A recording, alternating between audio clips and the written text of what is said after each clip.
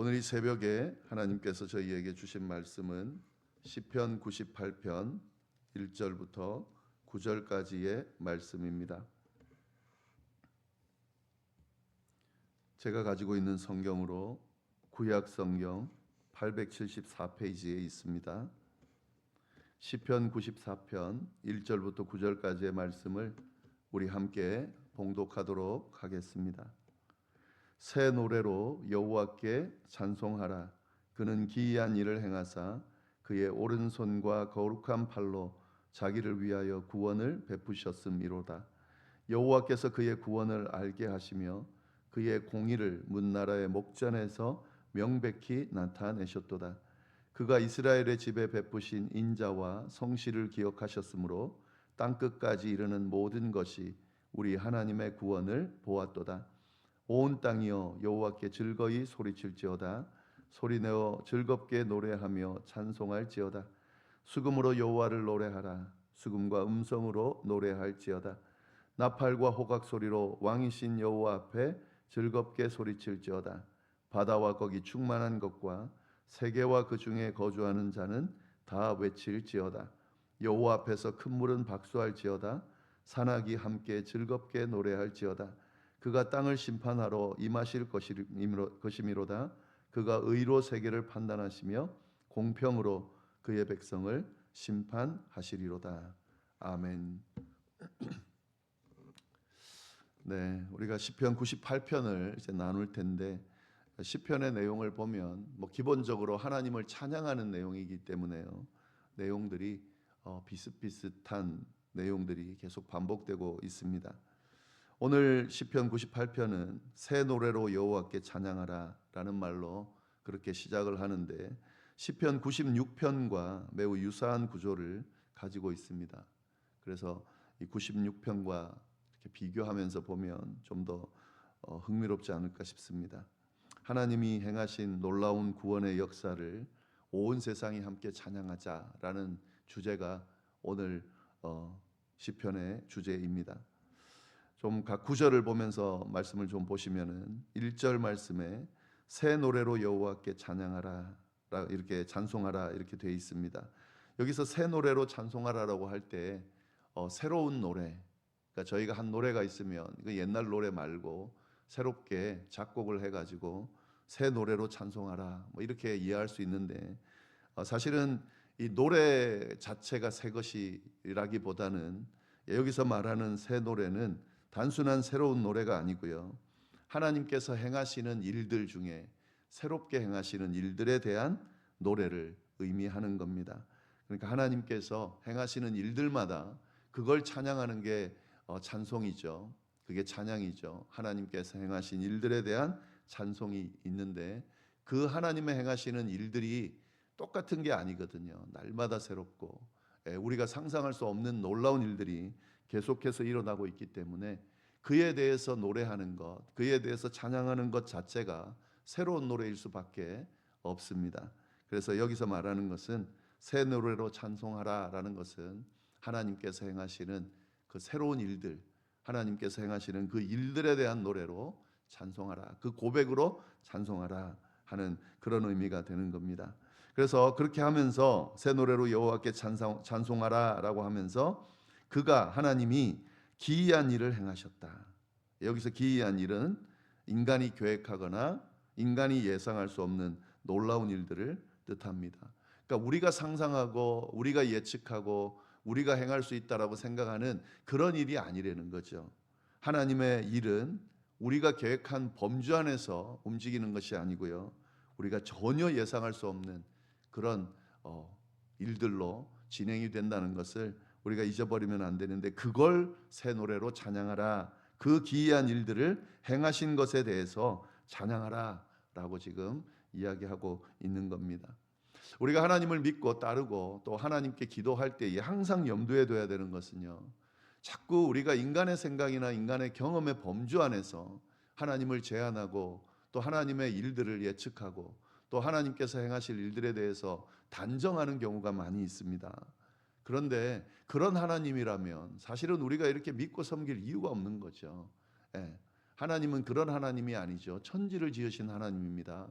우리가 이해할 수 없는 우리 이런 피조물, 우리 인간이 가지고 있는 그런 능력으로 예측할 수 없는, 우리가 예측하는 것보다 훨씬 크신 그런 하나님이시고, 그 하나님이 하시는 일들은 우리가 예측하지 못하는 일들을 행하신다는 거죠.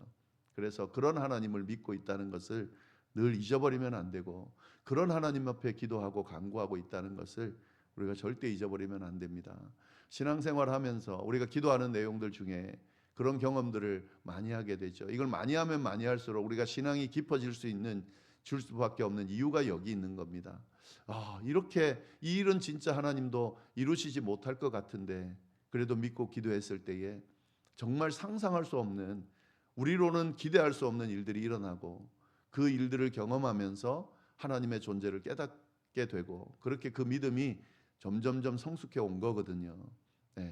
그 하나님의 존재를 우리가 늘 기대하면서, 사실 신앙생활하면서 예수 믿고 난 뒤에 예수님 믿고 구원 받았는데 하나님은 왜 우리 불러가지 않으시고 이렇게 남은 인생을 힘들게 살게 하시나, 이렇게 생각할 수 있는데, 사실은 하나님께서 의도하시는 바가 있겠죠. 그리고 그 의도하시는 바는 정확히는 모릅니다. 그러나 유추해 볼 수 있는 것 중에 하나는 우리가 성숙하지 않았기 때문에 좀 더 성숙한 그리스도인으로 성화되어 가는 과정을 위해서 이 세상에서 지금 훈련하는 것일 수도 있고, 또 한 가지 더는 하나님의 존재에 대해서, 물론 하나님을 직접 뵈면 어떤 존재인지 알게 되겠지만 이 세상에 사는 동안 하나님의 존재에 대해서 더 많이 알아가고 더 많이 깨달아가고 경험하라는 그런 시간으로 볼 수가 있는 거죠. 물론 구원이 아직 완성이 되지 않고 예수님이 오셔야 완성되기 때문에 그때까지는 어쩔 수 없이 이 세상을 살아야 하지만, 우리가 신앙생활을 해야 하지만,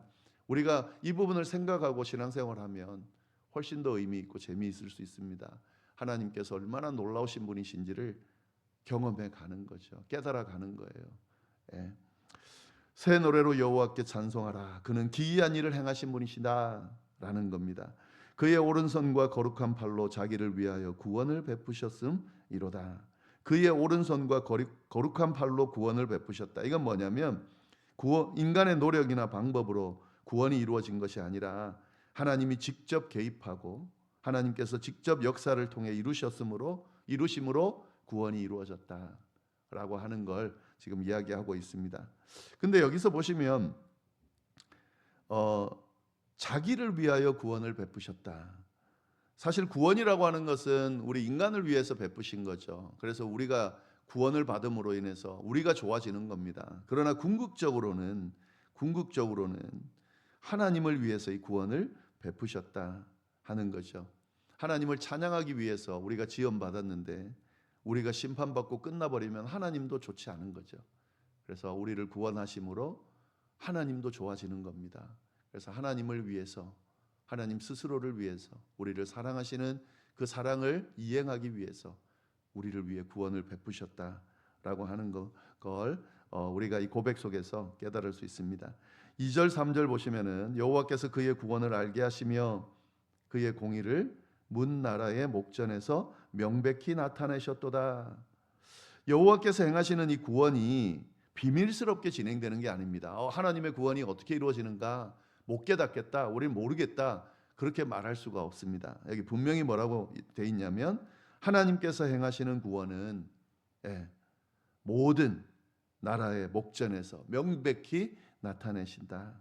모두가 알 수 있도록 분명하고 명백하게 드러낸다. 그러니까 이 구원의, 사실 하나님의 구원의 과정은 우리가 깨닫지 못했다는 말은 핑계 될 수가 없습니다. 몰랐다거나 못 깨달았다거나 너무 비밀스럽게 진행해서 나는 전혀 깨달을 수 없었다거나 이렇게 말할 수가 없다는 거죠. 하나님의 구원은 분명하고 명백하게 진행이 됐습니다. 그거를 자꾸 눈을 가리고 안 믿고 안 보니까 못 받아들이는 거죠. 하나님의 구원은 분명하게 드러났다라고 하는 것. 그가 이스라엘의 집에 베푸신 인자와 성실을 기억하셨으므로 땅끝까지 이르는 모든 것이 우리 하나님의 구원을 보았도다. 인자와 성실, 하나님의 속성이죠. 인자하고 성실하심으로 그 구원을 베풀었는데 땅끝까지 이르는 모든 것이 우리의 하나님의 구원을 보았다.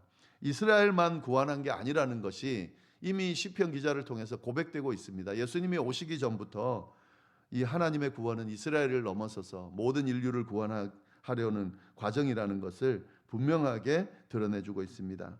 땅 끝까지 이르는 모든 것이 우리 하나님의 구원을 보았다. 예수 그리스도를 통해 열린 구원은 누구도 소외되지 않고 모든 이를 위해서 베풀어진 거다라고 하는 사실을 이 시편 기자를 통해서 고백하고 있습니다. 네, 4절 보시면은 온 땅이여 여호와께 즐거이 소리칠지어다. 소리를 높여 즐겁게 노래하며 찬송할지어다. 이스라엘의 하나님, 이런 고백이 있잖아요. 이스라엘의 하나님, 이스라엘을 구원하신 하나님, 이렇게 고백을 하는데 그 고백만 있는 게 아니고요. 여기처럼 온 땅이여 여호와께 즐거이 소리칠지어다. 하나님을 찬양하는 것은 이스라엘 백성들만이 아니고 온 땅 모든 피조물들이 하나님을 찬양할 수 있어야 된다. 찬양의 범위가 이스라엘만 있는 것이 아니라 온 세상이 있다라는 걸 분명하게 보여주고 있습니다. 즐거이 소리칠지어다. 이 찬양한다라고 하는 것을 우리가 잘 이해할 필요가 있는데요. 즐거이 소리칠지어다. 이건 이제 선포죠, 선포. 명령이죠. 즐겁게 소리쳐야 된다.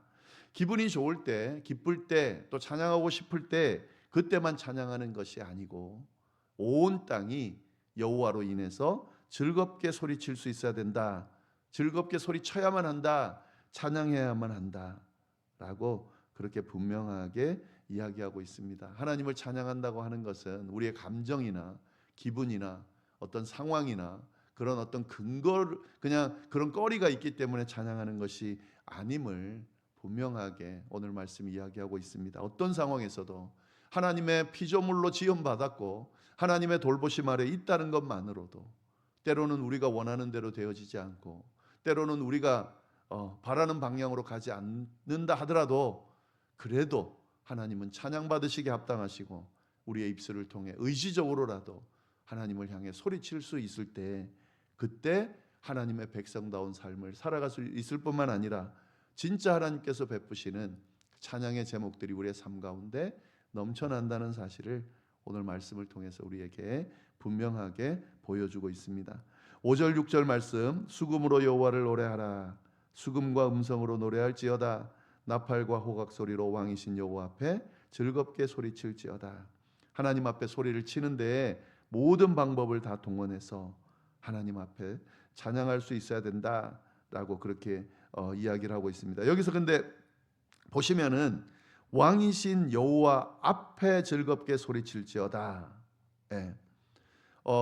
즐겁게 소리치고 찬양하라는 이 명령이 왕이신 여호와 앞에서 이루어져야 됩니다.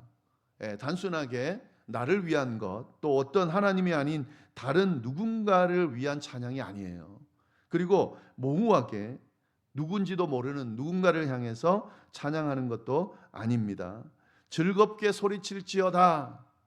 근데 그 즐겁게 소리를 왕이신 여호와 앞에서 모든 것의 왕이신 왕의 왕 되신 오직 한 분이신 하나님만이 찬양받을 수 있어야 된다. 그 앞에서 소리쳐야 된다라고 하는 거죠.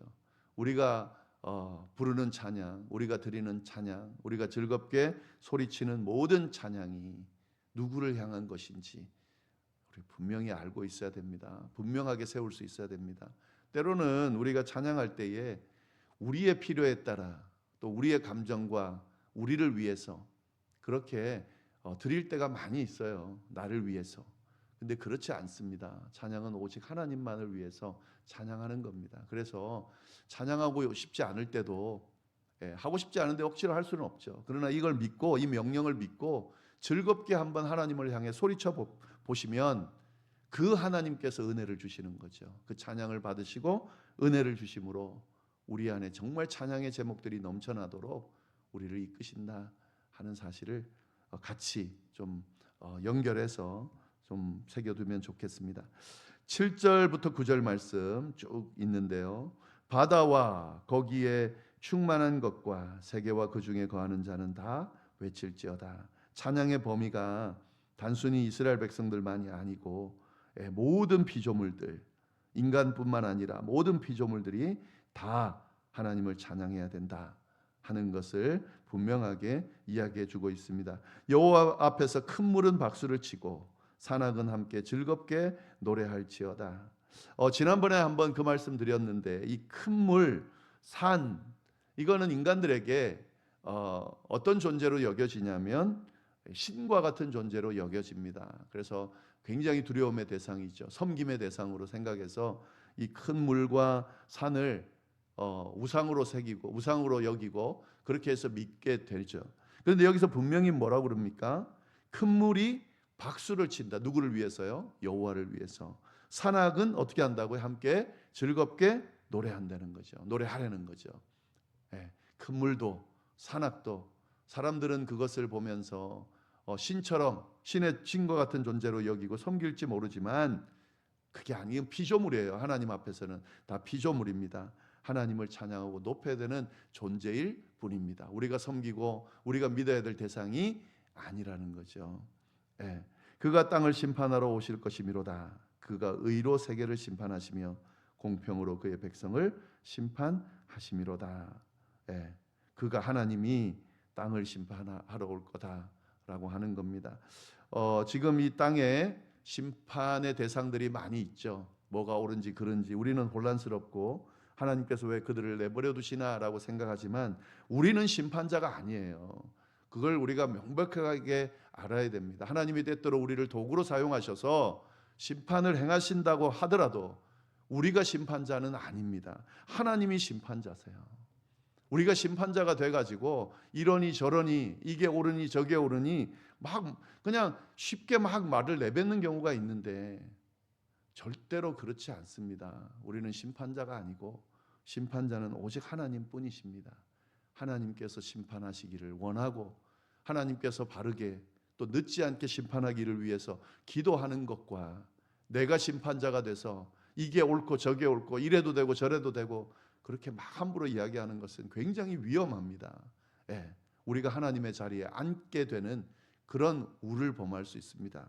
예, 오직 심판자는 하나님이시고 하나님은 이 세상을 심판하고 계시고 완전한 심판을 이루기 위해 예수 그리스도를 반드시 보내셔서 옳고 그름을 분명하게 세우실 겁니다. 걱정하지 않으셔도 돼요. 우리는 그 하나님이 바르게 심판하고 늦지 않게 심판하기를 간구하면서 하나님과 함께하면 되는 겁니다. 의를 심판하러 오신다. 세계를 심판하고 공평으로 그의 백성을 심판하실 것이다. 예. 오늘 말씀 잘 이렇게 보면서 이 시편 기자의 고백이 우리의 찬양이 되고 고백이 될 수 있기를 바랍니다. 기도하겠습니다. 하나님 아버지 감사를 드립니다. 늘 우리를 위해 베푸시는 그 놀랍고 기이한 일들로 인하여 새 노래로 주를 찬양하기를 원합니다. 오늘 하루도 주님의 행하신 기이한 일들이 우리 가운데 있음을 발견하고 새 노래로 감사하며 찬양하는 하루가 될 수 있도록 주여 인도하여 주옵소서.